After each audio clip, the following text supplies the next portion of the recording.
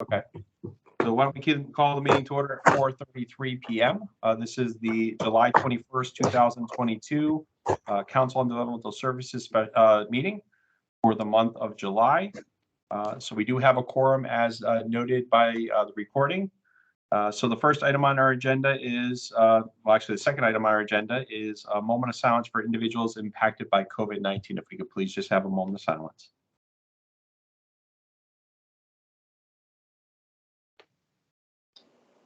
Thank you. Item number 3 on our agenda is public participation. Would any members of the public wish to address the council at this time? This is Faye Lenz. I just want to say hi. Happy to see everyone. Great. Thank you for joining us. Any other members of the public wish to address the council at this time?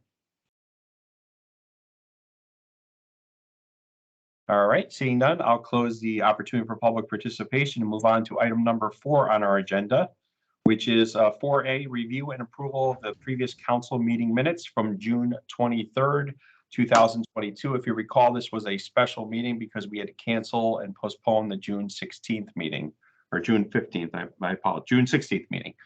So did everyone have a chance to review the minutes? And if so, is there a motion to approve the minutes as presented? Just for the public's information, they're also available on the website. And also, I forgot, this is being recorded under Public Act 21-2. So if council members or individuals of the public wish to speak, please state your name for the record when you're speaking, so anyone who is listening to this can follow along. This is Deb Ullman. I move to approve the minutes. All right, Deb, is there a second to approve the minutes? I saw a hand from Adrian, but yeah. Adrian, second. I forgot about them. There's a motion on the floor to approve the minutes as presented. Is there any further discussion on the minutes? Seeing none, I will call the vote. All in favor, signify by saying aye. Aye. Anyone opposed? Chair votes aye, and it passes unanimously with consent of, or with approval of the council. Once again, this is Kevin Zingler, Chair of the Council, and I'm honored to welcome our BUDS person, Shannon Giacovino, for her report. You should have received her report via email. Are there any questions or comments, or I'll turn the floor over to Shannon too, but is there any questions, comments regarding her report at this time? If not, Shannon, if you just want to give a quick overview of your report, and then we'll move on. Sure. Hi, everyone. This is Shannon Giacovino, the DDS BUDS person. I did send my report out earlier in the week. If you don't have any questions now, please feel free to reach out and, ask questions anytime you have any. I'd like to hear from you whenever you'd like to communicate with me. Rick Lenz did reach out. He had 2 questions about the report. The first one was about item under number 3 under assistance to individuals and families. It's assistance to families of individuals with autism who do not meet the DDS eligibility criteria.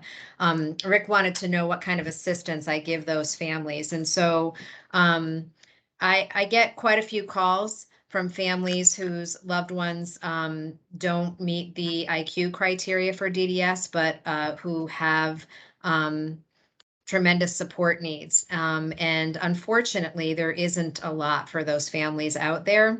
What I try to do is to, just connect families to advocacy organizations, including ASRC, the ARC Connecticut, Connecticut Family Support Network, and the DD Council.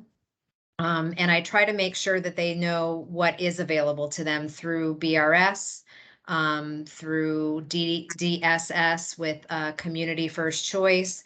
And, I also encourage them to reach out to the social services departments in their own communities to see what sort of services might be available for individuals with disabilities or adults with low incomes in their communities. And so I try to connect with anybody who reaches out to me, whether or not they are somebody who receives or who is eligible to receive supports from the department. I always try to make sure that when someone reaches out to me, that I try to find some resource that they can reach out to hopefully help them to to get some of what they're looking for. I see Karen has a question. You're on mute, Karen. Yes, thank you. I do have a question because in looking at your reports, Karen Levac, member of the council, and looking at your reports, I see under areas of concern that that you brought to our attention impact of staffing crisis. And I'm wondering what the department is doing to maintain persons in their current settings as far as staffing, because this has been an issue I know on the state side of things, trying to get staff to be employed by the department after the mass retirement exodus. So I'm wondering, are you getting a lot of questions about that and concerns, and do we know what can be done? This is Shannon Giacobino, the DDS ombudsperson. I mainly get calls from families who are looking for supports and having difficulty finding those supports, day programs, usually, the staffing crisis for the private providers, and also the staffing crisis for the staffing issues for DDS due to the retirements have impacted the ability to find programs for people, and also for for DDS to respond maybe as quickly as they have been able to in the past. And so a lot of the calls that I get with families that are impatient with the pace of things or that are looking for supports really relate directly back to the staffing crisis. What I do see is, across the board, that providers and DDS are doing the best that they can to try to meet those needs, but that's just the reality of where we're at right now. So it's having an impact on people. Is the department and/or private providers having some kind of job fairs or things of that nature? I'm not sure if that's what's going on. I'm wondering how the council can in any way help or support the department in trying to alleviate the situation. This is Shannon Giacobino, the DDS ombudsperson. I think perhaps the deputy commissioner could probably better answer that question. Hi, this is Elisa Velardo, Deputy Commissioner, and I was going to speak a little bit about staffing in my update. And we will talk also in the ARPA presentation, I think, about the efforts that have gone into workforce stability. Within the department, we're working closely with private providers. So when those issues come to the ombudsperson's attention or to the department's attention, we're working really closely with private providers to make sure that there's a safe plan in place, and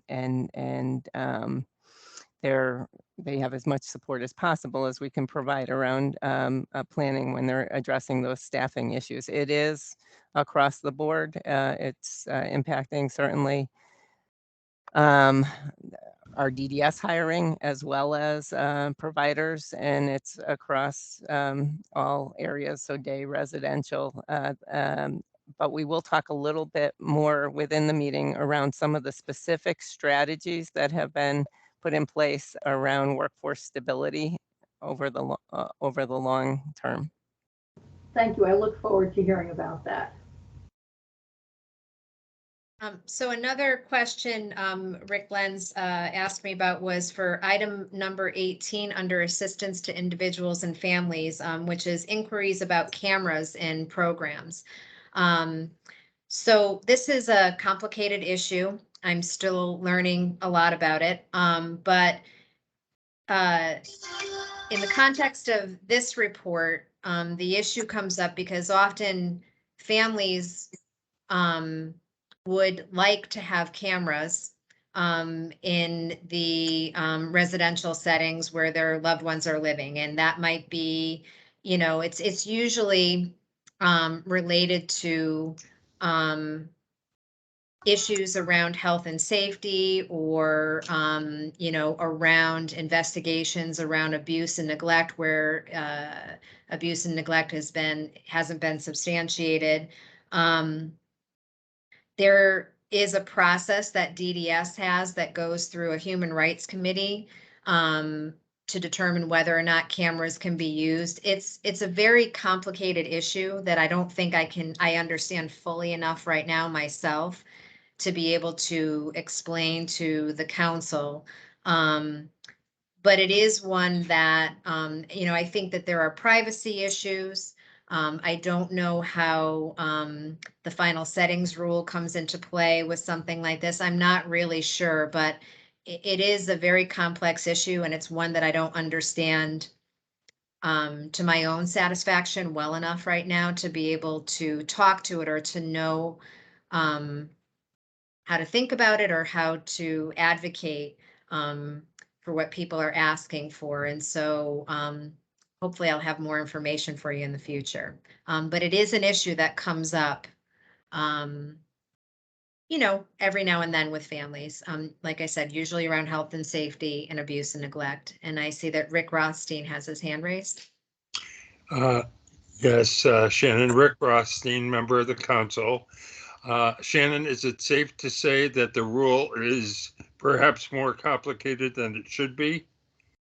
Or is it just a matter of having to dig into it some more? I'm sure you will understand it in time. Shannon Giacovino, DDS ombudsperson. I wouldn't say that, Rick. I really don't understand it well enough. I've looked at the policy, and it's something that I need to talk to the leadership more about to fully understand. I don't have an opinion yet. But it is something that, you know, I plan to put on the agenda with my discussions with the deputy commissioner and with the commissioner. Thank you. I see Adrian has her hand up. Yeah, hi, thank you. Adrian Benjamin, council member. Is this something we should put on the agenda for the whole council to dig into a bit? I personally just went through a whole thing, and my daughter is going to have a camera installed in her room. It was requested in October. It's coming next week. And there is, you know, the HRC committee, and then there are guidelines for the pros and cons or the criteria for sure. And I am acquainted with some of the Fairfield folks who were militantly want cameras everywhere in everybody's room.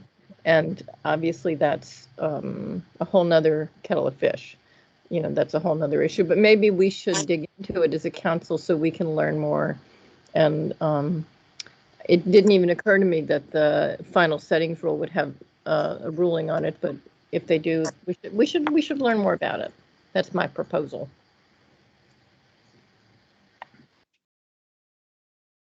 This is Kevin Zingler, Chair of the Council. We can definitely talk more about that, and great suggestion. Are there other questions on the ombudsperson's report?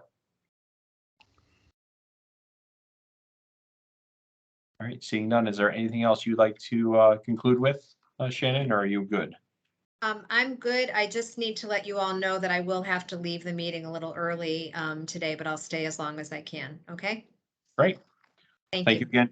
Thank you again for your report, as you always do every month. Thank you. All right, moving on our agenda, we have item 4C, Deputy Commissioner's report, and we have Elisa here. So Elisa Velardo, welcome, and the floor is yours. Thank you. Elisa Velardo, Deputy Commissioner. I'll provide a little update.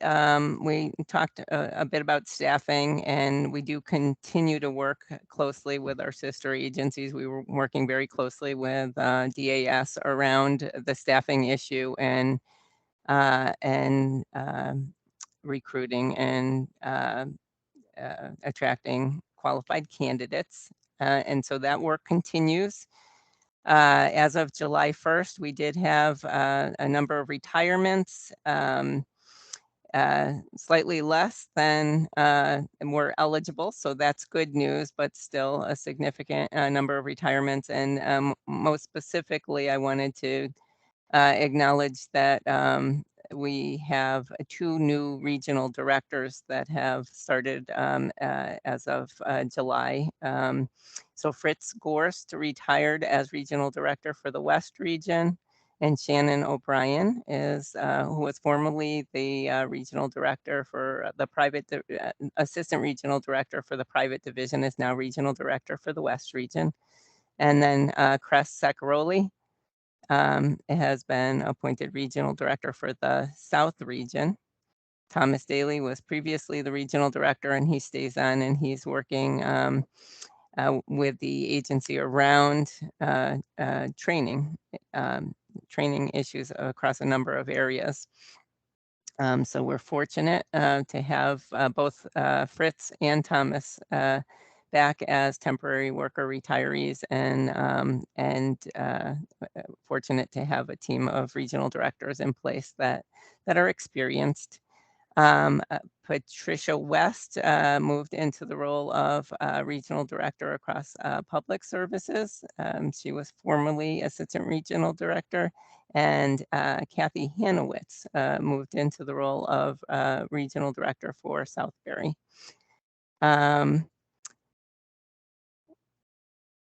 I wanted to just share some initiatives, and I know Peter's going to talk a lot about some of the things that are going on relating to ARPA, but I'm going to share my screen if I am able to. Do I have that ability? No, I may not. All right, I was going to share with you a flyer, but I'll describe to you. We are going to be holding forums the 4th Tuesday of every month from 3 to 4 p.m. on innovative support options. The first this month is on supportive housing.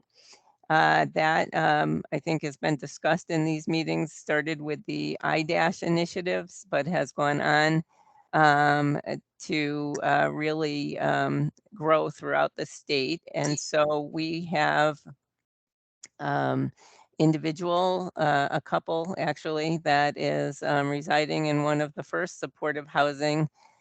Thank you, Kevin.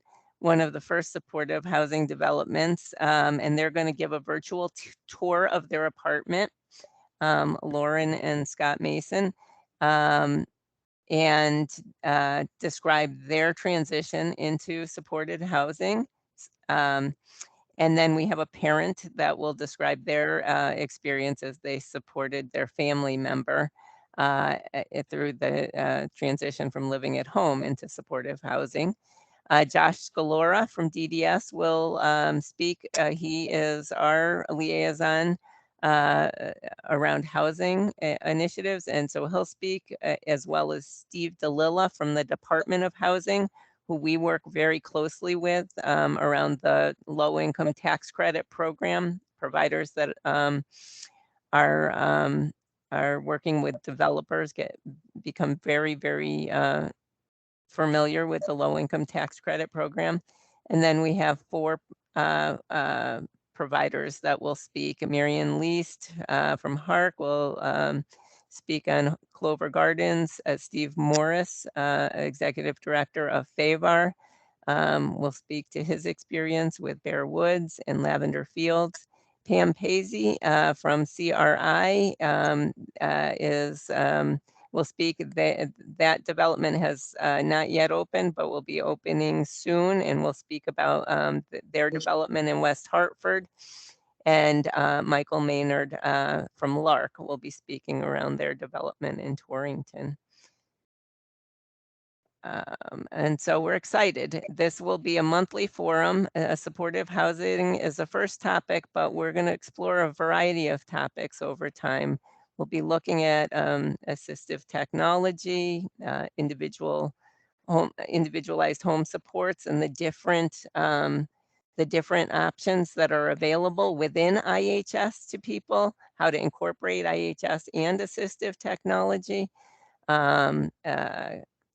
We'll be talking about community companion homes in September to share more information about that option, though it's been around for quite some time.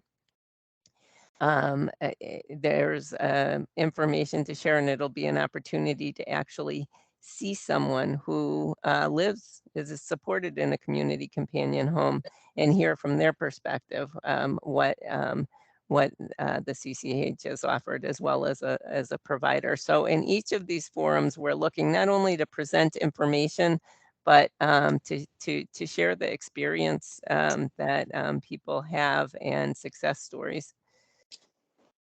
I see a couple hands up. I can take questions now. I don't know, or take questions at the end.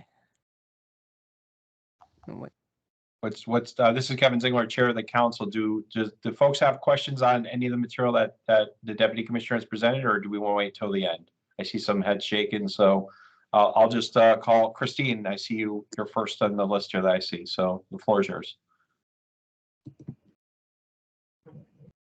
We can't hear you, you're muted. You're muted. Right, this is Kevin, Chair of the Council, Kevin Ziegler. Why don't I move on to Karen and we'll come back to Christine. Karen, floor is yours. Thank you, Kevin. Karen Levesque, member of the council. I see the flyer and it looks very professionally done. I'm wondering how you are going to disseminate this information to folks so that they can participate in this. Is it going to be through case management or via email if you have those addresses? I'm just wondering because I know that there are some folks that I know that would be interested in this, and I'm just wondering how you're going to do that. Thank you. Thank you for your question. This is Elisa Velardo, Deputy Commissioner. We've shared the information in a number of formats. We sent it out to all DDS staff. And we also have shared it with the ARC, and we've shared it with our ombuds person and asked them to share with their distribution list since they have a nice list of email addresses and contact information for families. We shared it at the leadership forum today, and we send it out to all private providers. So I think the private provider community is well versed, and we're sharing it in forums such as this. We'll share it with the regional advisory councils, and we are asking as we're sharing it for people to get the word out. And then of course it'll be on our DDS website. Thank you. Thanks for your question. I think All right. now I'm muted. Is that correct? Christine, the floor is yours. Thank you. It's Christine Haynes-Strauss, council member. Thank you, Elisa, for presenting that. But I wanted to know, for those of us that may not be able to tune in live at the time, will it be recorded so we could watch it? That's my intent. I have got to verify with the participants, the presenters, that they're comfortable with that. But our intent is to record it.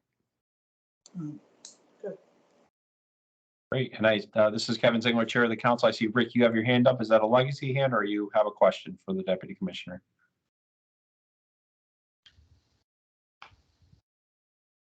I don't have a hand up. Okay. All right. I guess we'll put the floor back to you, Elisa. If you have other things you need to cover in your report. I was just going to share on Monday and Tuesday of this week was the Assistive Technology Conference held in Mystic. I provided some opening remarks, much of which pertain to the ARPA initiatives that Peter Mason is going to speak to today. But I also did want to share that DDS has been working closely with the State Employment Leadership Network around a strategic planning process designed to increase opportunities for employment. And so we've had a really nice stakeholder group, including individuals, families, providers, and DDS staff that have worked very hard and have provided recommendations in terms of their 7 subcommittees. So a lot of work has been done. Some of you may participate yourself. And so we are now reviewing those recommendations and moving forward in some of those areas, and that will align very nicely with the work that's happening in terms of system transformation with the ARPA initiatives. Great. This is Kevin Zingler, Chair of the Council. Elisa, I saw you. I apologize if you had your hand up earlier, but I just saw your hand. Do you have a question for the Deputy Commissioner?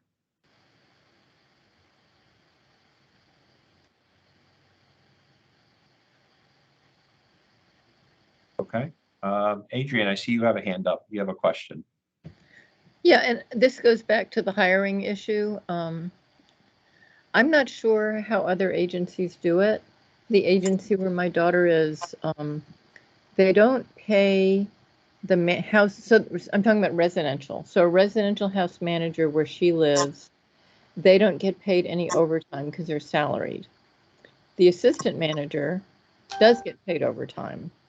And they're having a very hard time finding a manager. And I wonder, I mean, it's very common for managers to have to take extra shifts, many extra shifts. The assistant manager is taking extra shifts and working way too much because of the whole thing we're talking about. Is this a DDS policy that managers don't? No. Or it's an individual agency? No, that's federal. I think that's federal law that prescribes who is considered exempt and who is considered non-exempt, and that would determine whether somebody is able to be paid overtime. Wow. Okay, well, that sucks. But excuse my language. Thank you for the info. You're welcome. Yeah. This is Kevin Zingler, Chair of the Council. Does any other council members have questions for the Deputy Commissioner? And Lisa, I know you have your hand up, but we can't hear you. So if you're trying to talk, we can't hear you. You can try calling in if that works better for you. But I can't hear you, unfortunately.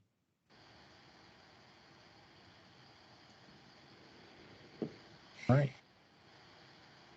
Is there anything else on your report you'd like to cover? Or are you all set? No, I've mentioned a couple times, and I know this is the next topic, the work that's going on around the ARPA funding, and I just want to acknowledge we are so extremely fortunate to have Peter Mason back with us leading this initiative. Peter, I'm personally very lucky because I also benefit from his expertise, but has assembled an amazing team of people that he's working with. And so I couldn't be more pleased to hear his presentation today. Great. Thank you. And welcome, Peter. So Peter Mason is the American Rescue Plan Act, or the ARPA Fund Coordinator, and he's a TWR. So he's temporary work retiree. So welcome, Peter. And thank you for all that you're doing. And we have a great presentation for the council and the public watching on the ARPA funds. And we'll turn it over to Peter, and we'll take questions after his presentation. Great. Thanks for those kind words, Elisa. Thanks, Kevin. Nice to see you. Nice to see everybody here. I think I can now present, right, Kevin? Let's see. Yeah, Kevin Bronson. Yeah, I just made you presenter. Okay, thank you. Let me bring this up. Let's hope it shows up. And okay. Can everybody see this? Mm-hmm. We can. No. Okay. So You can't. we're calling this at this point the Moving On campaign. It's a path to transformational change. And I will get some of the legal stuff out of the way. It was the American Rescue Plan Act of 2021. And that was signed by President Biden on March 11, 2021. And in that piece, there was a section in there called Section 9817. And what that did is it allowed states to apply for this provision. And this provision allowed states who were approved for this to be able to bill an extra 10% above what they usually get matched for the federal medical assistance, and use that money for transformational changes. For us, it's somewhere around $200 million. So we're talking a lot of money that we have out there. It provides Connecticut with timely access to the funds. We're able to use this. It started as of April 1st, 2021. By the time we've got our plan approved, and by the time there was another piece to it that had more of the technical pieces, which was called the Appendix K. By the time that got approved, it was March of this year. So it was almost a year later from when this period started. So it kind of put us behind the 8 ball. But we got through all the approvals. We had to go through public hearings and had to work through the technical pieces. And as such now, we're able to move forward. And so what it actually asks us to do, it asks us to expand eligibility and increase access to the HCBS waiver, the Home Community-Based Services waiver, for all beneficiaries, including those on the waiting list. So we're supposed to be using some of this money to help reduce the waiting list. It's supposed to look at states to make sure that they're offering a broader range of community-based services. It's making a long-term investment into HCBS infrastructure. It's promoting community integration. It's strengthening the direct service workforce, and it's addressing these social determinants. So those are the conditions in the environment where people are born, live, and all that stuff, so that individuals with disabilities also have the same kind of quality of life as individuals who do not have a disability. So that's what the Section 9817 of the ARPA initiative was. So what our approved plan was, and we've started this, is we've been funding providers. We did our first payment to providers back in March, early April, and it was to help to stabilize providers. So they received a payment to stabilize their agency. They were provided money for temporary workforce enhancement. So providers have been using that for bonuses, incentives, signing bonuses, long-term pay for being there long-term. So that's kind of some of the stuff that we've been using to help in terms of the stability of the staffing. We asked that we wanted to access the use of assistive technology. So we've been working on plans to increase our access to that, individuals' access to that. One of the things that we're looking at is hiring a manager that's just dedicated towards assistive technology. And with assistive technology, it's for the wide range of spectrum of individuals with disabilities. And we see this not as a replacement for staff. We're seeing this, how do we maximize the staff that we have? So for example, if an individual needs to be repositioned at night, there are beds that will automatically reposition somebody. So then the staff doesn't have to go in there, wake the individual up and move them. The bed actually will move over the night back and forth. That then saves, there's a little bit more privacy for the individual, and it saves the staff from having to do all the lifting and stuff, which may then cause back issues, which, we see a lot of workers' comp issues. In addition, there may be, in the past, if somebody had a seizure disorder, you would have a staff that would be having to sit out at the door to make sure if the individual had a seizure. There's sensors now that as soon as an individual starts having a seizure would go off, that the staff would then be able to go into the room and provide the supports to the individual they need. So those are some of the things that, you know, we're looking at. How do we increase that? You know, to increase people's independence, to increase their dignity, and how do we maximize staff? So those are what we're trying to do there. We're looking at increasing our self-determination program. And through that, one of the things that we need is an employment network. We need a place where families can come and they can say that they need a staff for XYZ time, and staff can go on there and post their resume and find a matching piece to it. So in this particular initiative, this is actually going to be in 2 different stages. The first stage is we have one now, but it's very archaic. So that the first stage, what we're doing is trying to upgrade that. The second stage is working with our DSS partner so that we would also include their staff as well, would be looking at a much more entailed system that would be able to do some of the matching, is what we're hoping, that would tell the parent, here, there's a match for you.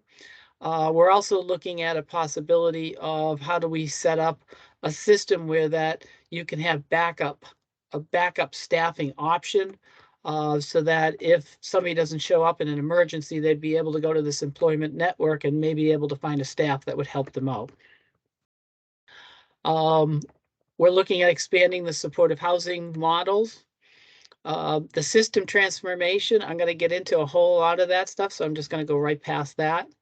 One of the other pieces that we're sending to providers is stability infrastructure improvements through technology. So providers are receiving payments for that. And the hope is that they would be using that to upgrade their infrastructure, especially their technology infrastructure.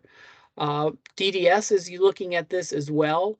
And that comes down to our case management system. So what we're looking at is to upgrade our case management system now, which we call e-cameras, which is probably about 20 years old and is very inflexible. So we're looking at getting consultants to help us. What we want to try to do is to make our system much more electronic. And so we're looking at a case management system that also would combine that with our authorization system, so that if a case manager is putting in, Joey needs 20 hours of GSE, and this is the provider, that once that's put in, it can then spit out the authorization, and it doesn't have to go someplace else and then to somebody else. We're also looking at it that the families and the providers would be able to upload information, so they'd be able to go on and see what's there under their child or their participant, and be able to then say, oh, this is the IP, this is their authorization, be able to download that stuff. So we're trying to make sure that as we're doing this, this is some of the transformation stuff we're looking as well. One of the things we're looking at is the comprehensive review of the universal assessment and the level of need.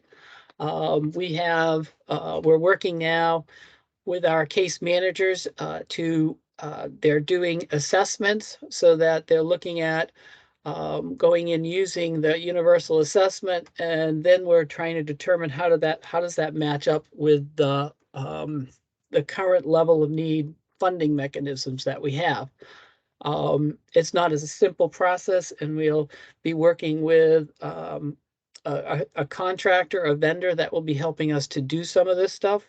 Some of the pieces to this is that the universal assessment takes much longer to do than the lawn. And so we need to figure out how that's going to work in terms of case management time. And then we're looking at the capability of the software, of how to use that and work through it.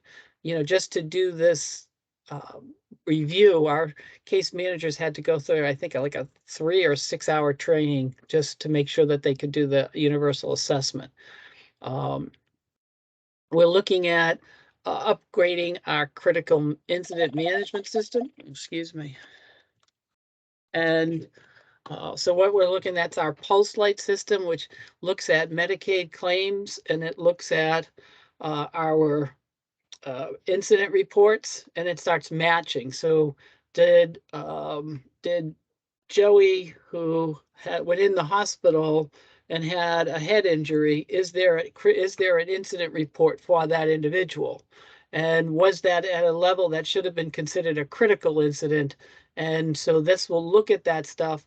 Then it will be able then to go back to the providers and say, or the family, and say, okay, such and such went into the hospital. There was no report and stuff. Why not? So we can start looking at our critical incident management system. The participant survey improvement and expansion. This is the national core indicators, and we've been having DDS staff do it, and it's been, as we're getting less and less staff, it's getting more and more difficult for us to do this. So this money is going to allow us to see if we can get a third party to help us do those surveys.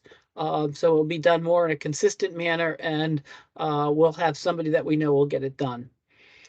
And then last piece to this is that there's a creation of an outcome-based incentive program for providers. So what this looks like is we're going to have a consultant that's going to come in and look across the country as to what an outcome-based incentive program looks like for people with ID that are adults, and how that would work. And so we're looking at doing that with the consultant to come back and say, all right, this is what we would recommend. These are the outcomes that we think you can look at. These are the metrics to use. And then we would then need to figure out from there how we would implement it. So this piece here is just to provide a recommendation to us. It's not to implement it yet. It's just to provide the recommendation as to how we would actually do that. I don't know how we want to do this. It's a long presentation, so I don't know if you want to wait till the questions afterwards, after I finish the whole thing. It's up to you, Kevin. Yeah, why don't we do that? I think that's the best way to do this. We'll go through the presentation and answer or take questions at the end. So Okay. Council members can hold off for the time being. Okay, so I'm going to get now into the whole system transformation piece. So when we're talking about transformation, what are we talking about? And the actual definition is a complete change in an organization designed to bring big improvements. So we're looking at big stuff, and we're trying to figure out how do we move from here to there. How do we move individuals on from just the regular CLA group home setting into more community-based settings? How do we move people from congregate day settings and into more community-based employment settings? So some of those things we do.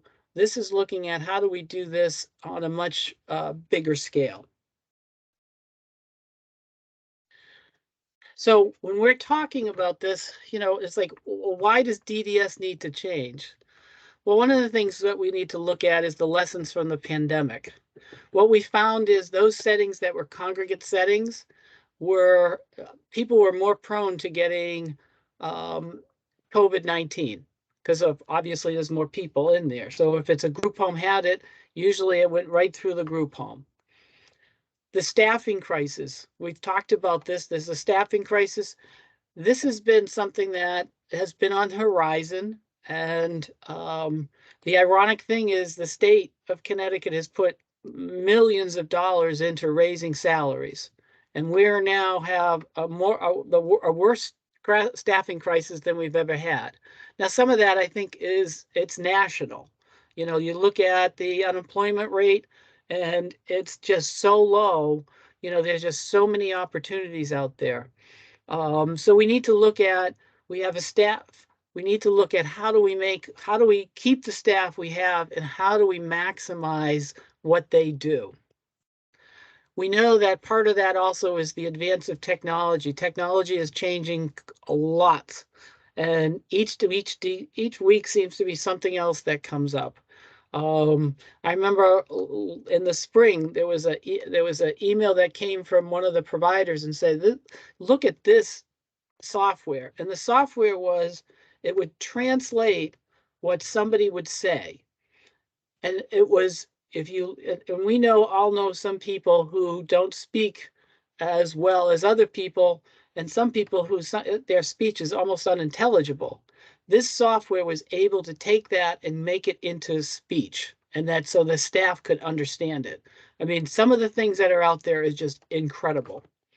And we need to how do we maximize that?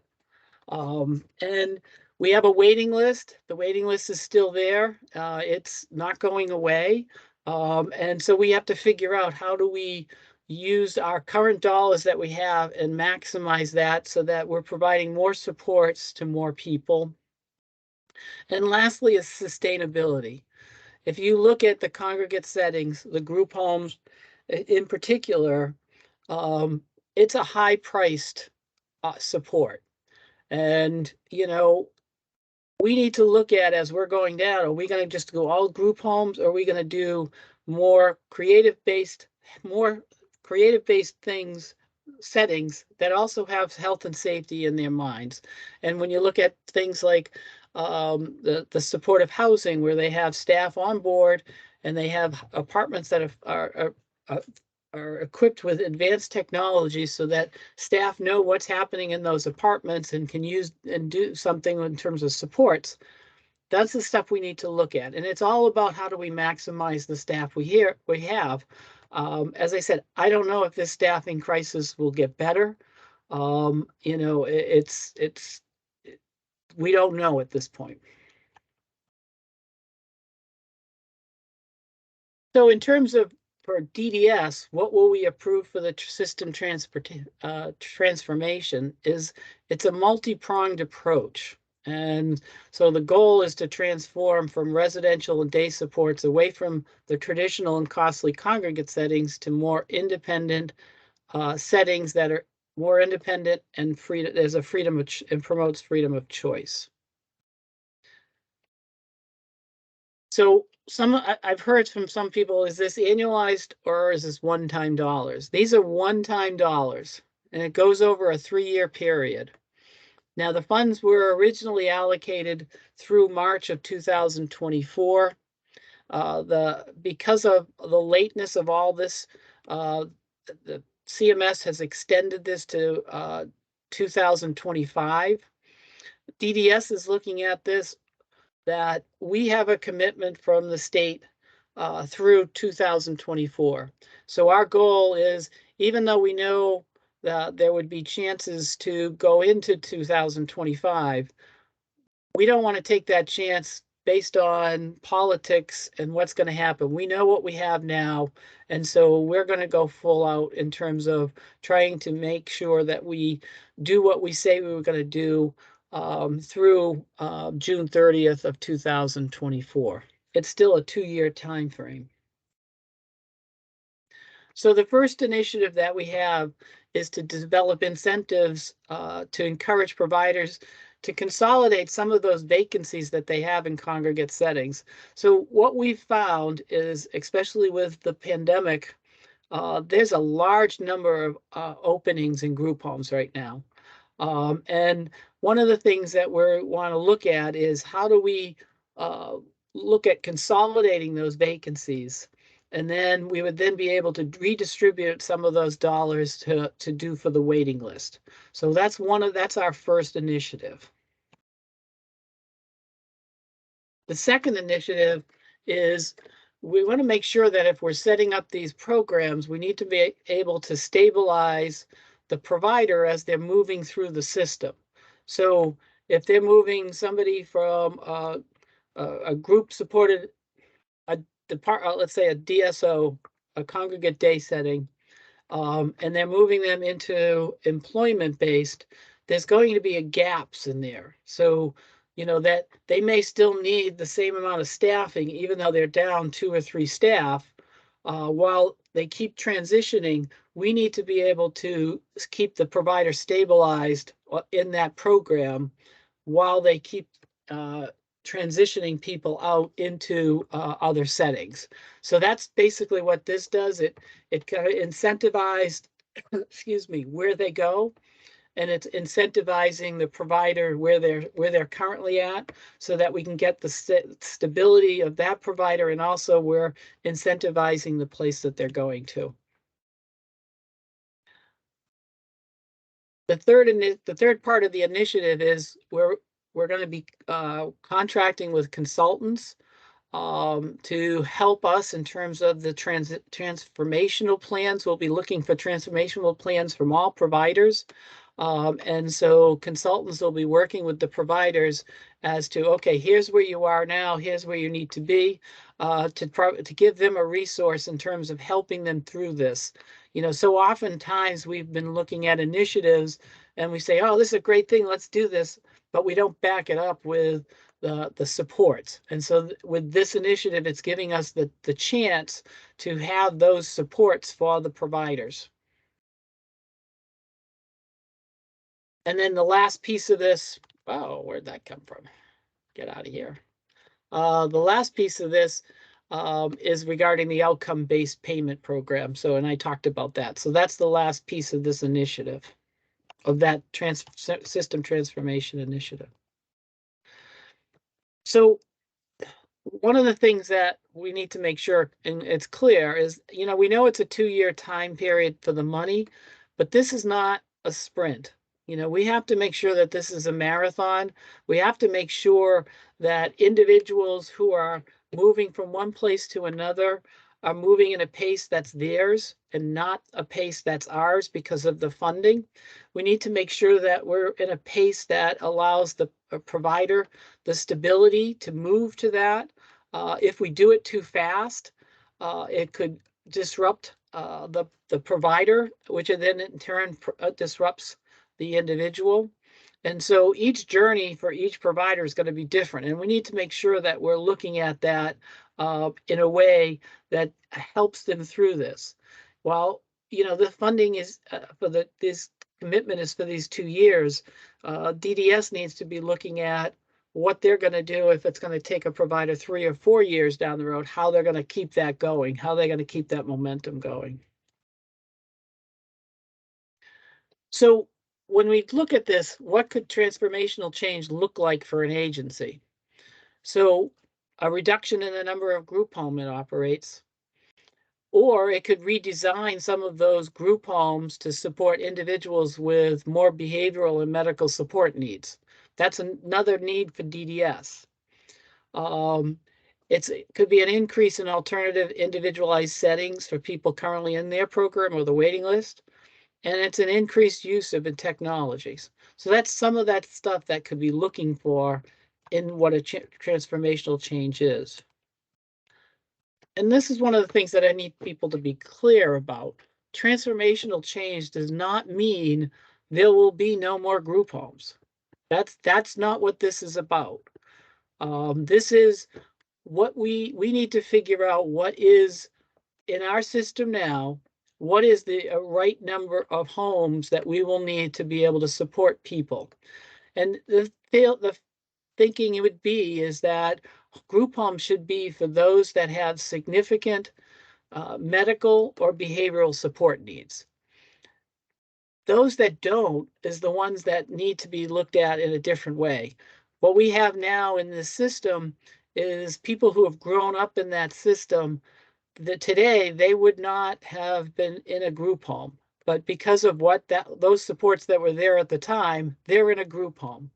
And when you look at what was supposed to be, it was supposed to be a training piece and people would move into the community. Things got stuck. And so hopefully we can try to unstuck some of this, but we're not looking at getting rid of all group homes. We're not looking at providers closing all congregate day settings. There's going to be a need for congregate day settings. We don't know how many that would be, But we need providers to be looking at that with the regions as to, okay, do we need this many? And what should those look like? Will there be a waiting list? Yes. There's always going to be new people coming in. You know, I don't see the day that we'll ever get rid of a waiting list. You know, we don't have money that's going to be coming into the department every year just to do the waiting list. And then the last is, you know, will staff be replaced by assistive technology? No, that's not what we're looking at. Once again, we're looking at, we need to maximize the staff that we have. How do we use assistive technology to make sure those staff are able to do what they're doing, given that the crisis that we have now, but in the future, you know, how do we make the staff's lives more efficient, and how do we make it more independent for the individuals who are in those settings? So what are our expected outcomes? So we're looking at, over the next couple years, 100 individuals to move on from a congregate setting in residential. That's our goal. I'm committed to that goal. Will we make it? I don't know, but that's my commitment. And for the day, we're looking at 200 individuals to move on from a congregate day setting. So what are we looking at in terms of this residential transformational change? So we're looking at moves that lead to closing of a congregate setting. We're looking at moving to an IHS. It could be an IHS with remote supports, could be an IHS that has a clustered supports, could have something with technology, could be somebody's own home, an apartment, and just using electronic face-to-face, or their own home and apartment with remote supports. It could be into a CCH, could be self-direction, and it could be moving individuals who have significant behaviors into, or medical supports into those homes that have now been vacated, and now the provider has used that to restructure those homes. And what are we looking for day? So we're looking a DSO to a GSE, DSO full-time ISE. It could be a part-time ISE to a part-time GSE, could be competitive employment. It could be an individualized day program. It could be from GSE to an ISE, GSE part-time programs, self-determination. Could be a trend to the transitional services. It could be to a project search where they then get the training they need to go to competitive employment. So those are some of the examples that we're looking at, and there are going to be much more as we go through this. So what are we looking at in terms of incentives? So what we're looking at is we're calling it the move on incentive.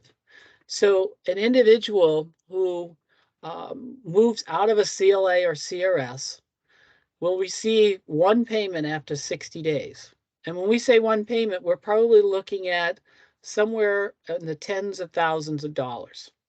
We're looking at giving people, you know, so that the provider knows that this is going to help them in terms of their transition and where they're moving to. And so also what we're looking at, so now not only are you going to get that amount of money, you're also, if you're going to say you're going to close a 4-bed group home. And so as you move out and now you have 3 people in the group home, we're going to make sure that you're going to get paid for those 3 individuals the same amount that you would have gotten with 4 people, because we need to make sure that there's the stability there. And then when it gets down to 2, same thing. We're going to change the rate so that providers would be able to keep that house going while they're in the process of transitioning. And then when they go to the new placement, and that's going to be paid to the agency supporting the supports, that agency will receive somewhere, these are all drafts, but somewhere around 2 times what the hourly rate is for those supports. So as I said, there's a lot of money out there. And so we want to make sure that we're providing the incentives for them to move to places that some of them may not have been built. And so they'll have to work their way through this. Some may have that, and some may be looking at, well, this individual wants to go to a CCH program. They may work with another agency so that individual transitions to the CCH program, somebody else's CCH program. So, right now we need providers not to be looking at what can I do, but how do you make it so that what's in the best interest of the individual, how does it transform the system? For the day incentives, it's pretty much the same thing. The sending provider will receive an incentive payment to make sure that they're reimbursing. So let's say you want to move 5 people out of a DSO. As each person moves out, we'll rebase their rates to make sure that those individuals, amount of money that they were receiving for those individuals will stay there, that they'll still be able to get that money until the transition's done. The new group home place, or the new placement, if it goes to a group setting, we'll probably be looking at them receiving an hourly equal to the current rate that they're getting. So if it's $20 an hour, they would get 40.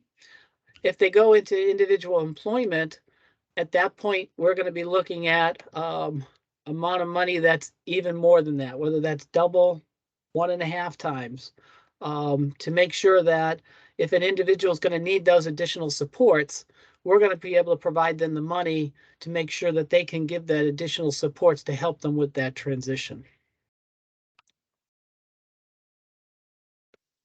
Providers are going to be asked to do transformational plans, and in those plans, you'll have what their current services are, what they're planning on doing in terms of future configurations. Is there a gap analysis? All right, so if I need to go from here to there, this is what I'm missing.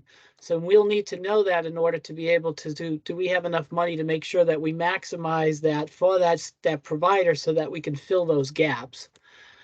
Then we need to have a looking at what the sustainability plan is.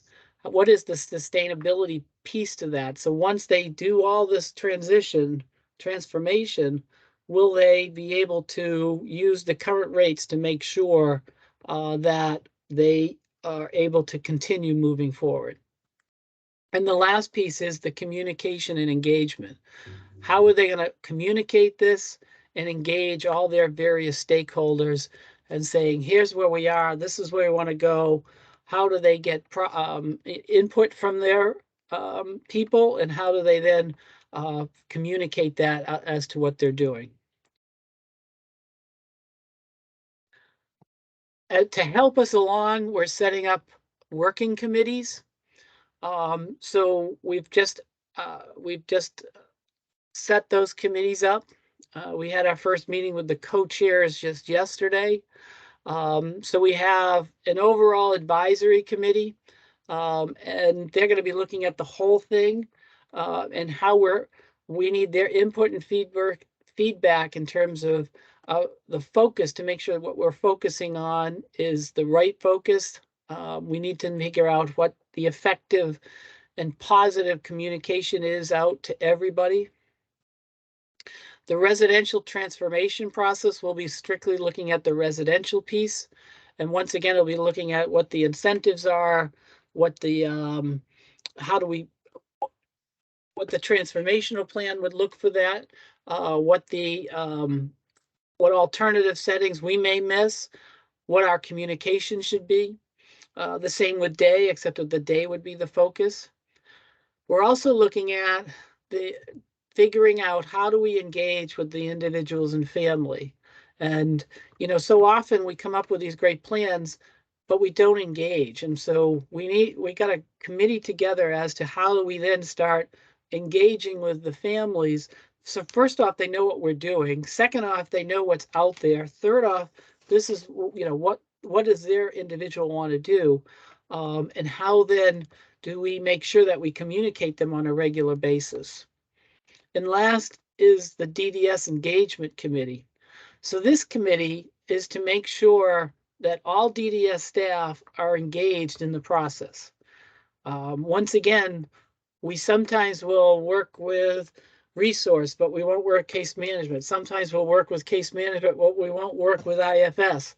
All these different pieces. We need to figure out how do we make sure that we're communicating this in a way that everybody understands which way we're going, what the department's doing. One of the things that we're looking at this point, and we've put out an RFP, is for a communications agency. DDS, since I've been here, does the minimal part in terms of communication.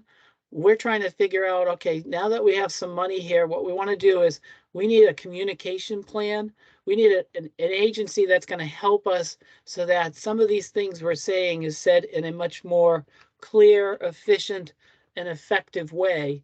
And not just Peter Mason babbling on and on and on about this stuff, but in a way that people will be able to understand what we're talking about and where we want to go. So I'll just give you some status updates of where we're at this point, and then I'll open it up to questions. So we've hired a couple of managers to help us. Keith Lavalette was a executive director of a residential agency, and then just recently he was for a day agency, or a vice president for a day agency. He's come on as a durational program manager. Greg McMahon, who was our director of IFS in the South region, he's a retiree, so he's come back, and so he's just joined us in July. So we call ourselves the gray team at this point because we're all gray and getting old. We've assigned all the advisory and working committees. We'll be meeting with all the committee members next week. They'll be seeing this same presentation to make sure everybody has the basis of what we're talking about. We've developed some draft incentives, and what we're planning on doing is when the committees meet is to show them, here's our drafts. What do you guys think of this? Does this work? Time is of the essence for us in terms of some of this. We need to make sure we're getting this out to providers so that we can start maximizing the revenue. So we're going to be providing drafts to the committees and having them respond instead of them doing brainstorming and stuff, because quite frankly, we won't have time for that. We've issued the RFP for the consultant in terms of the transformation piece, and we did that same for the communication consultants. We're going to be we issued a couple of notice of opportunities for assistive technology equipment. We just got some of that that was back, and we're just about closing on the RFP for the short-term piece of the employment recruiting network. And that's it. So I'm sure you have no questions. It was very comprehensive, but I will take any questions you have. All right, this is Kevin Ziegler, Chair of the Council. I have a couple hands up, so I will call upon, I see Karen, you have your hand up. Yes, thank you. Karen Levesque, member of the council. I have about 3 or 4 questions. The first of which is, would it be possible to have council members be sent these slides? Because I have writer's cramp trying to keep up with all the information that you imparted to us. I believe that's possible. Yes, I can have that. Wonderful. We'll work through that with Kevin. Thank you. The next question is, with regard to your critical incident management system enhancements and improvements, will guardians or others be able to access the 255s through that system?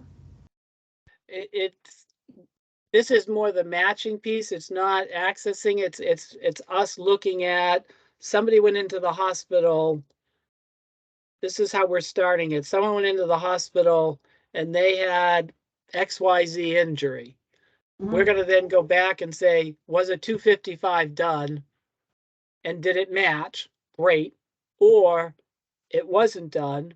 Or there was one done and yet it should have been a critical incident and it should have jumped up why wasn't it done? So those are the things that we're looking at. It's not the 255. I know we're working on that piece, but I don't know where we're at that point. I know we were looking at therapy being the part that you could go in on. I know that they've been working on it. I just don't know where they are at this point with that. Okay, my concern is that there are some times that you will have an initial incident and it doesn't appear to be critical, and then it becomes a critical incident. Will there be accommodation for that in this system as well? Yeah, I mean, this is the idea is, the idea here is it's kind of a gotcha in terms of you didn't submit the form, but if you did, why didn't it make it up into a critical? And then we would have the case managers go back and they'd do a review of that, and they would come back, no, it started at this, and then all of a sudden it went into a critical. And so, yes, there'll be a process, so you'll be able to explain what happened. I think that would be helpful because I've seen that occur in the past where it didn't start out to be a critical incident and then it becomes one. So if that's going to be an improvement in the system, that would be great.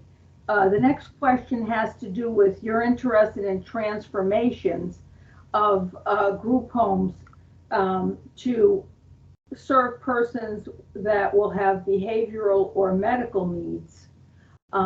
Where will that expertise to train and transform those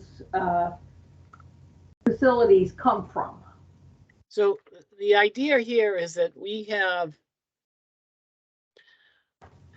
so the system is such that we have group homes that have a variety of skill and support needs. And as each person moves out, moves on, passes away, providers are then stuck with this. They have an opening. How are they going to do this? And our need has been more and more for people who have significant and medical supports. And so then it's trying to put a round peg in a square hole, because if you put this individual in here, you're going to upset the whole group home. So the idea is that if they have a couple of vacancies in that home, we were going to help them transition those people out. And at that time, help the provider. That's that gap analysis. You need this supports, how much, and how we're going to do that to train the people so that now they'd be able to then start taking the people that we have the need for to be in to put into those houses. I understand the concept. I'm just wondering exactly who are the experts going to be that are going to train those folks in how they can support someone with more significant behavioral and or medical needs. Are you going to have DDS experts do that? Are you having other experts come in? I think it's going to be I think it's probably going to be a combination, depending on what the support needs are. It will be a combination. They'll be working with the regions in terms of, okay, this is what I need. This is the supports that we need. Do we have it in-house to do this, or do we need to find outside help to help train the staff and the agency? And the last question is this strictly for anything that was a waivered service that we're speaking of with these funds? Yes. Okay. Thank you very much. I appreciate your answers. All right. This is Kevin Zingler, Chair of the Council again. I see I have Adrian, you have your hand up. Questions? Wow, that's a lot. This is Adrian. It's sort of breathtaking. A couple of thoughts. I was confused about the universal assessment issue because I thought the universal assessment was what Community First Choice uses, which is very brief, and I thought way too brief and not at all adequate compared to the lawn, which if those are it must not be the same thing since you said the universal assessment was really long. Yeah, I mean, you're talking, I think DDS is, and don't get me the numbers right, but it's close. DDS may have like 45 questions. The universal assessment has like 160. Oh. Yeah, so I don't know what's I don't know what CFC does. I thought they were universal assessment. I know that there's the initial piece that when you go through it, you have to answer all those questions. But the second time you go through, you don't, because some of the stuff don't apply. So it may say, do you have eyesight issues? And when you said before there was no, they had no issues, it may skip over some questions Oh, I because see. of, Yeah. so Yeah. I don't, and that's the only thing I could think. The other thing, a couple of other things. When you hire consultants, I hope you're really careful. I just went through a few years ago, I was interviewed. I'm going to be vague about who and where, but by a consulting issue about hiring someone for one of our agencies. And the person that interviewed me, the consultant, was very nice and all that stuff, but I could tell she had never walked into a group home in her entire life. She'd never been to a day program. She had no idea what our families are like, and I was not impressed. And it turned out the person she recommended left very briefly. So be careful that you really work with people that know they need to walk around our families and see. Yep. The other thing is, okay, my brain just stopped. So, I'm thinking about a friend of mine who I think most people here know, Lois, whose son was moved out of his group home where he had lived for 18 years with great friends. She was at Oak Hill. He was at Oak Hill. She had great friends. He had great friends there, had been there, I don't know, 15 or 20 years. And it spun him into a brutal crisis, a psychiatric and medical crisis. And I think moving people out of places they've lived for a long time, if it's working, is highly risky. Obviously, I'm not accusing you of anything, but, I just think convenience and working on the transformation has to be matched with the actual needs of the person involved. And I'm not saying you wouldn't do that, but it's just tough when people are moved. And I know I'm interested in what you said about you getting more and more people with behavioral issues and medical issues. The behavioral issues, I suspect, are highly related to the upsurge in severe autism. And just my 2 cents, I wish DDS would start tracking those with the dual diagnosis of both ID and autism, because I think we're facing a little tsunami. And that's going to have a big impact on the transformation that you all are hoping for. Thank you. Yeah, and the only other thing I will say is that with anything, there's a risk. And you could have an individual who's all gung-ho to move, and then they do move, and there could be issues that True. you can't foresee. So, our goal is to make sure that everyone is engaged and knows the process. I think that, the last figure I had, there was like 100 vacancies, and this could have been back in April, of people in group homes. And that's a big problem, that for the provider, that's not getting paid for that. And, if we don't look at how we consolidate it, we could be looking at, a lot of providers having issues down the road. So, there may be some moves that need to get made, unfortunately, just because of what's happening out there. We've seen stuff with staffing that they try to consolidate because of staffing. So there's a lot of stuff that's happening. Hopefully with the transformational plan, we can try to keep a hold on some of this stuff so that it's part of a plan that everyone understands what's going on.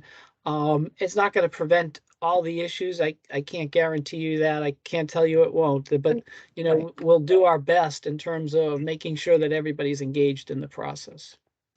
One little follow-up question. Sorry to be so talkative. If there's 100 vacancies in group homes and there's people on the waiting list, why not start filling those vacancies with people that are on the waiting list? because then you're gonna jump over those that we have on the emergency list.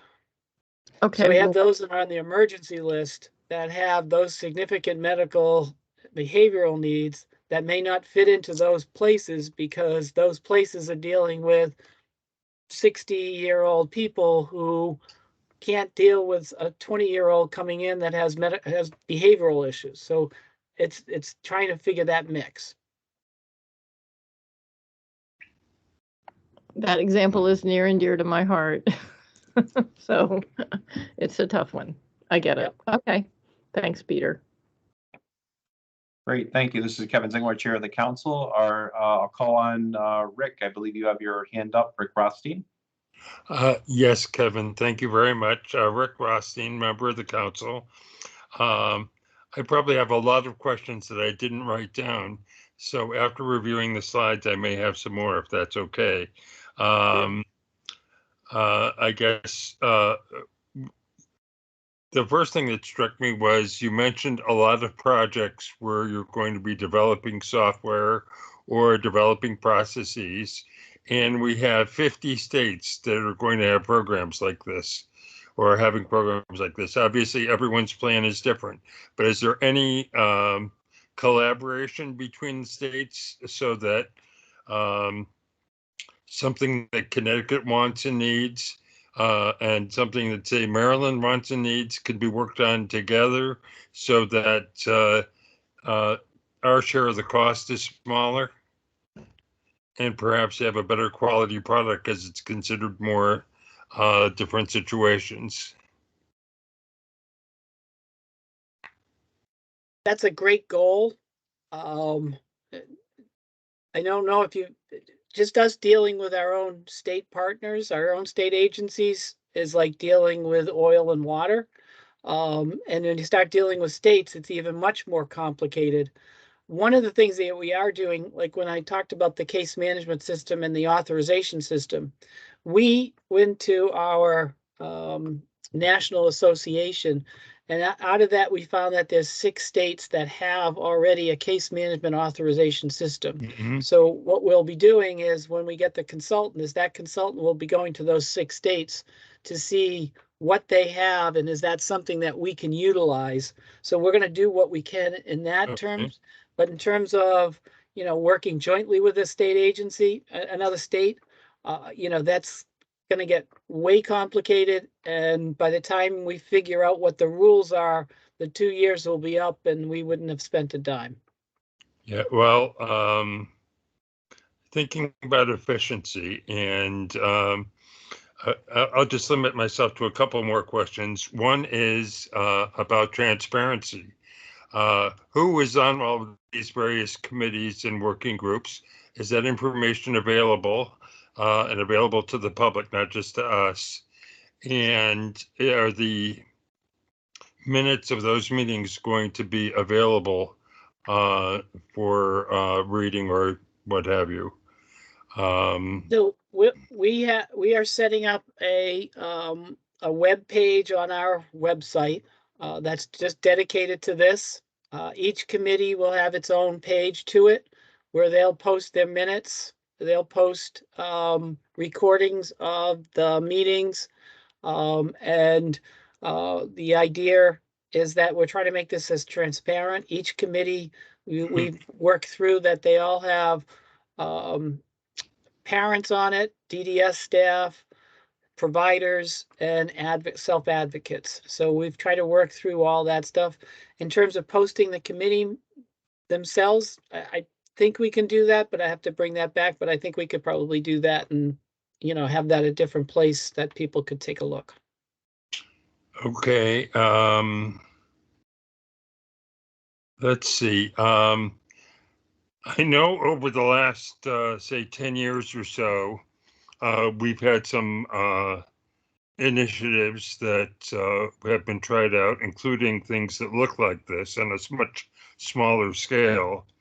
And one of the issues has been, what is the family incentive to agree to do this? And the individual's incentive to agree to this?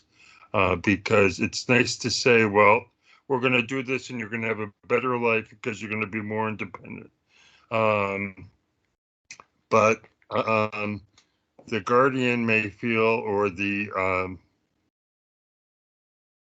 supported decision-making folks could say, well, that's going to be at a higher risk medically or behaviorally, or, why should you change? You've been happy here for 1, 2, 5, 10 years. This is working well. Why should you change? There are payments that are made to providers to give them an incentive to do it. What's the incentive for the families and the individuals? Yeah, and we're having that conversation as we speak. The way that the way that we had written our plan was more based on the provider. So, we understand that. We have to figure out how to work around that. We do know that if someone was to go from a group home and they were getting, and I'll just use a figure like 120,000, and they go into supportive housing and now their amount is 80,000, we do know that then we still have that 40,000 that's in between there. And can we use that?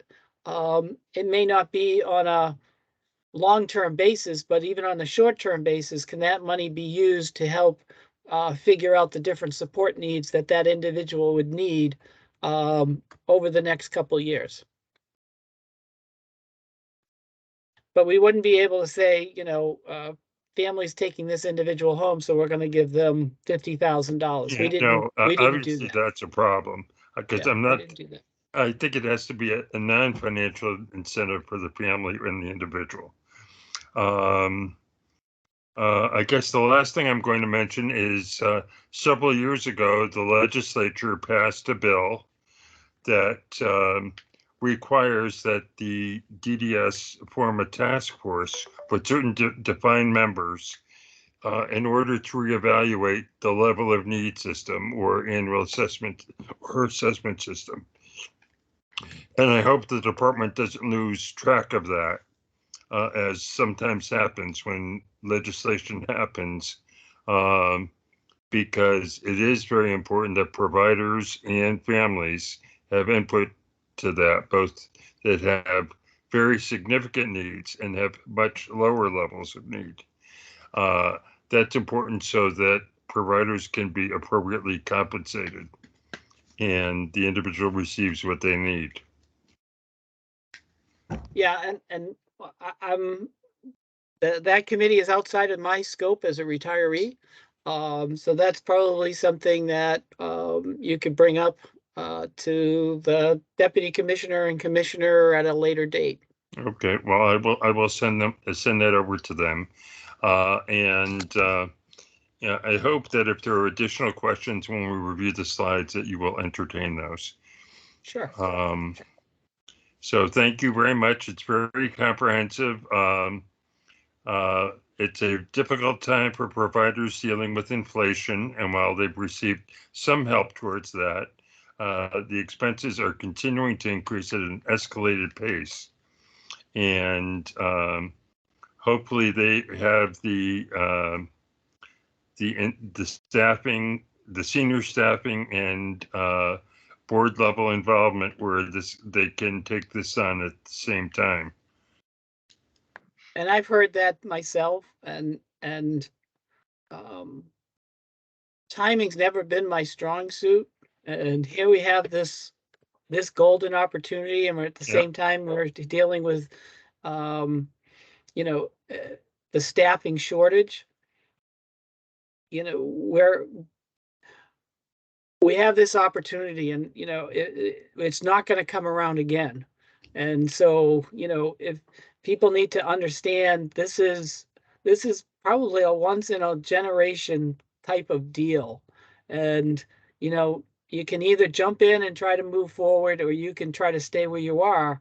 But if you stay where you are, I don't know what's going to happen in the long term for agencies as well, because I'm not involved as a board member or manager in an agency these days. But I would imagine that there are some very tough issues when dealing with the rapidly escalating costs of gasoline, utilities, food, employee benefits. I went to Stop and Shop this morning to buy something, and it was up about 40% from the last time I bought it. And it Wow. wasn't anything exotic, it was a pretty basic need. So, I hear you. This is Kevin Zingler, Chair of the Council. Other council members wish to have any questions for Mr. Mason? I see, Lisa, you have your hand up. I also see your mic is off. I'm not sure if you were able to resolve your technical difficulties, but I'll give you the floor for a moment if you are able to unmute yourself.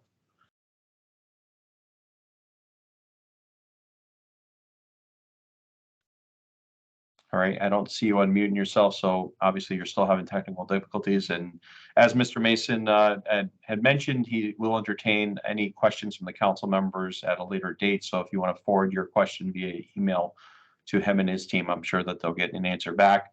I'm glad Rick Rothstein brought up the point about transparency. I think that's important through this process, especially with this type of money we're dealing with. And I really think we're off to a great start as a state and as an agency with this great presentation. I want to commend you and your team, Peter, for this laying it out in a very clear and effective, comprehensive manner. I think this is a great presentation that should be shared, and I know that that's your goal with your committees, and I wish you best of luck in your work. And I know that the council is supporting you in this endeavor, and I know the provider community is talking about this as you said, this is a golden opportunity, and this is an opportunity that we all need to take to really transform how we're doing services to provide better quality of life for the individuals we all support. So thank you to you and your team. So are there other questions?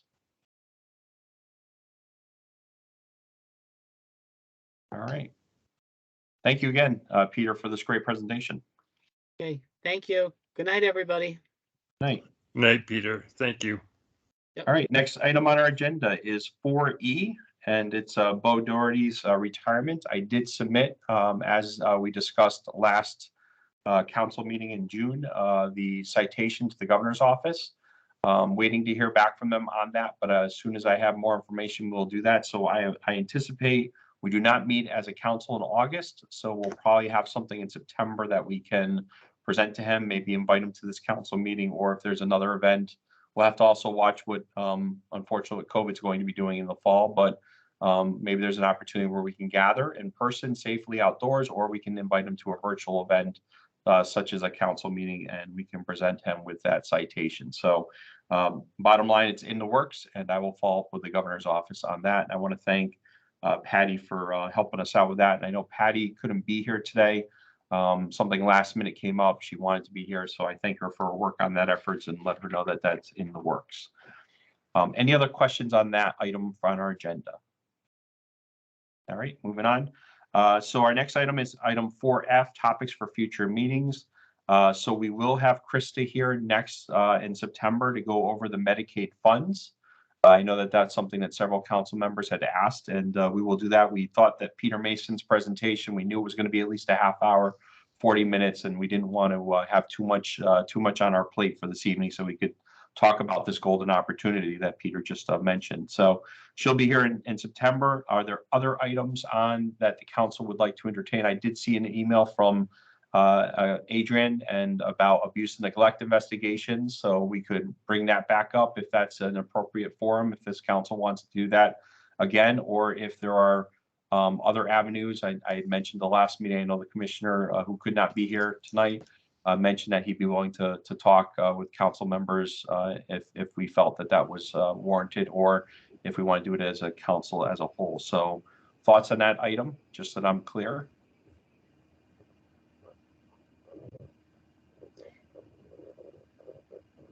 All right, well, let me bring it back to the council, bring it back to the commissioners to get his thoughts and also see where folks are in the process. I know that there's several issues going on behind the scenes, and let's see if we get some clarity in the next couple of weeks, and if not, we can, as a council, bring it up and figure out next steps from there. Are there other topics that folks would like to see on the agenda? And I apologize if we didn't include any others. So Christine, go ahead.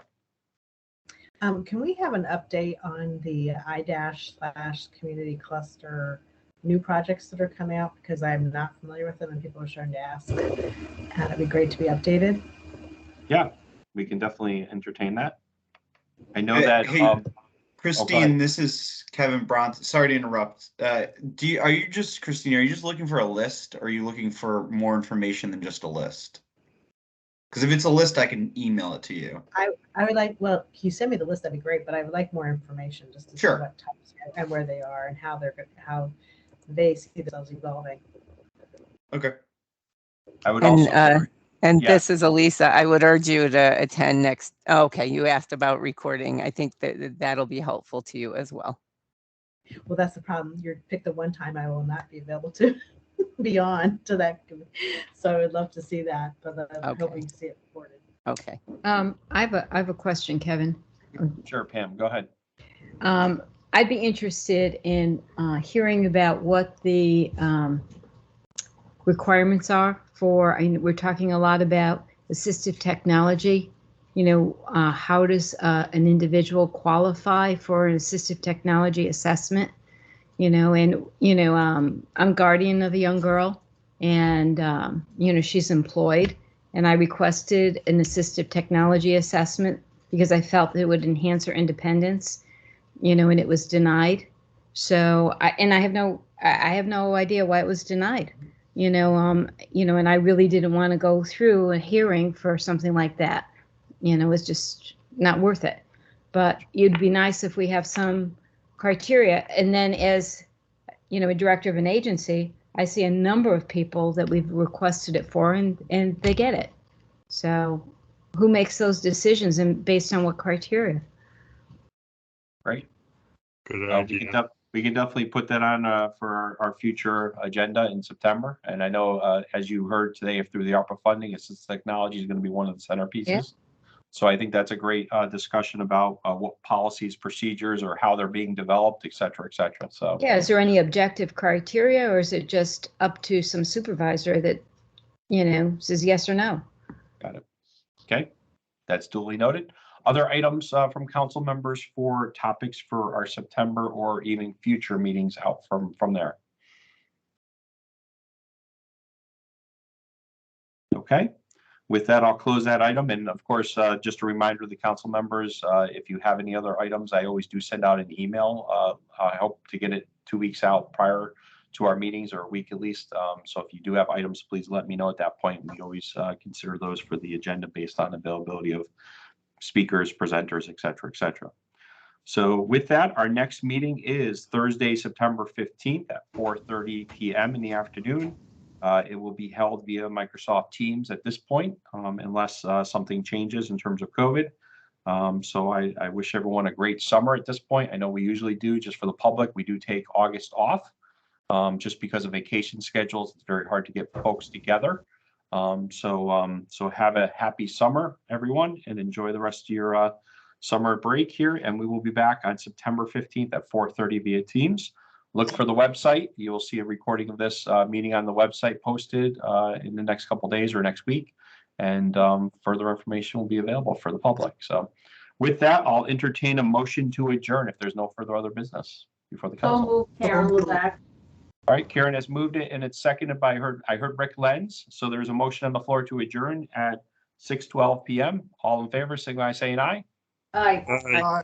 Anyone opposed? Chair votes aye. And we are adjourned until September 15th at 4:30 p.m. Thanks, everyone. Take care.